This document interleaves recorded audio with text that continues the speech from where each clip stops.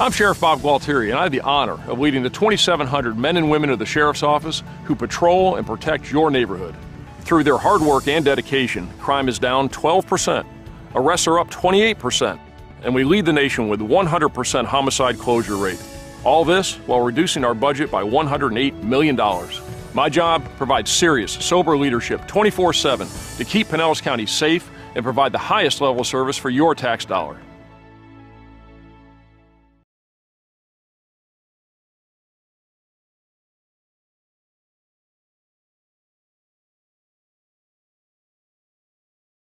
The fix is in.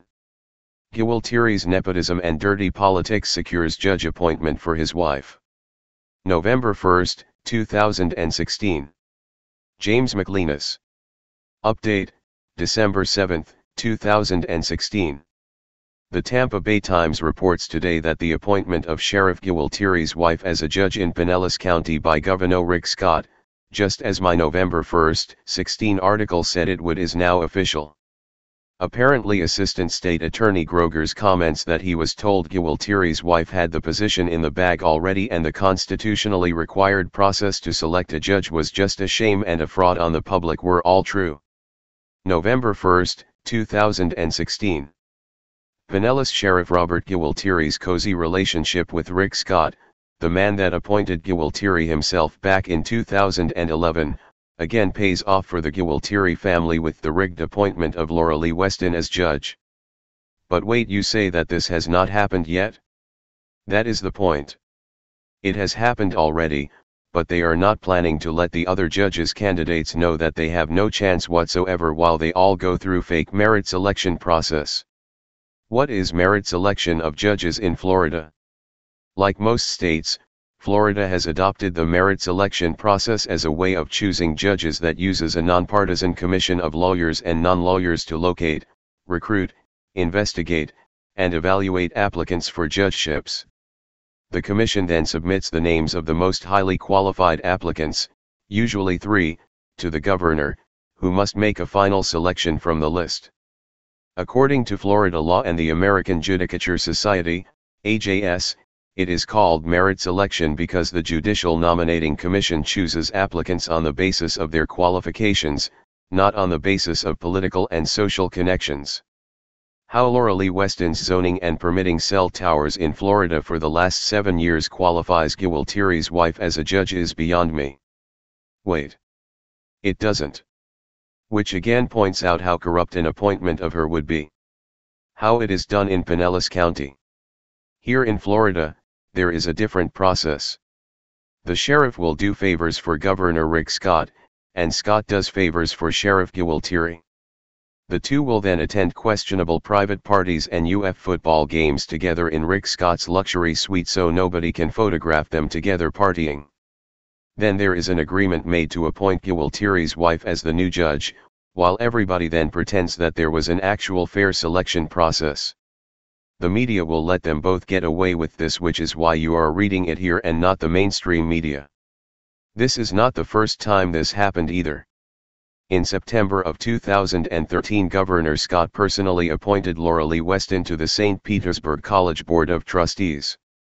That would make 3 appointments within the same couple for Governor Scott. Those screwed over for a fair shot at the bench seat were Anderson, Dustin T. Beasley, Timothy M. Colon, Amanda, Cox, Jeffrey R. Freeman, Evan G. Gay Hairston, Shadia, Goyerin, Barbara Kasey, Groger, Gregory Jean, Hawks, Jeremiah Mallon, Kidder, Nathaniel B. Corsko, Curtis T.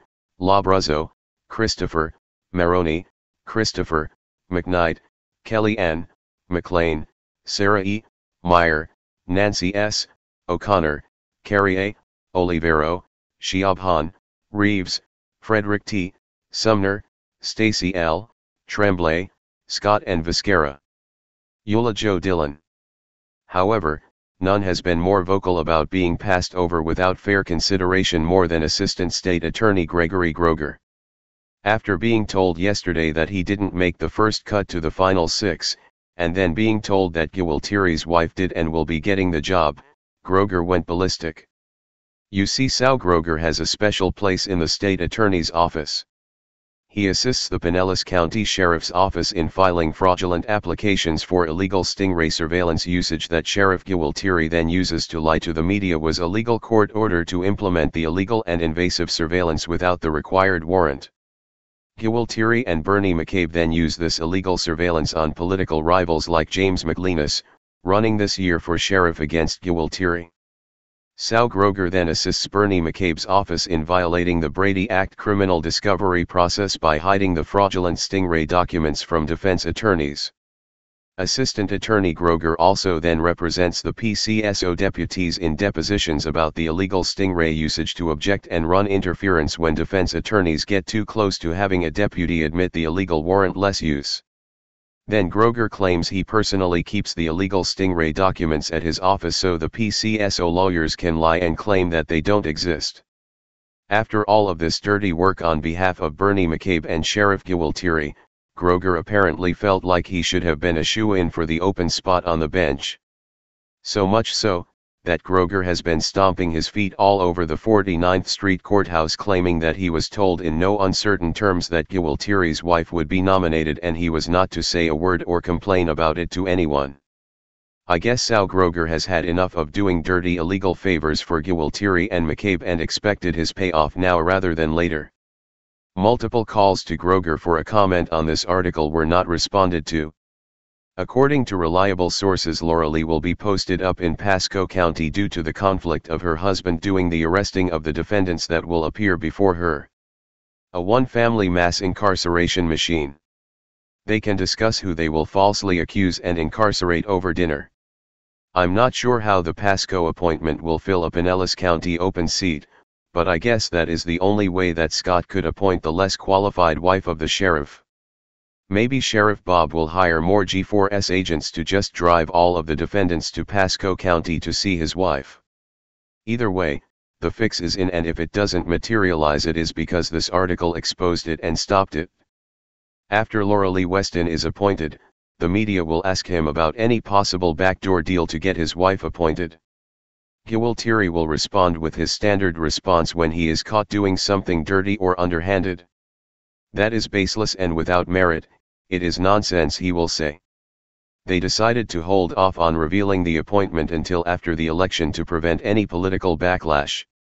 This is politics in Pinellas County, Florida, voted the most corrupt state in the country for a reason.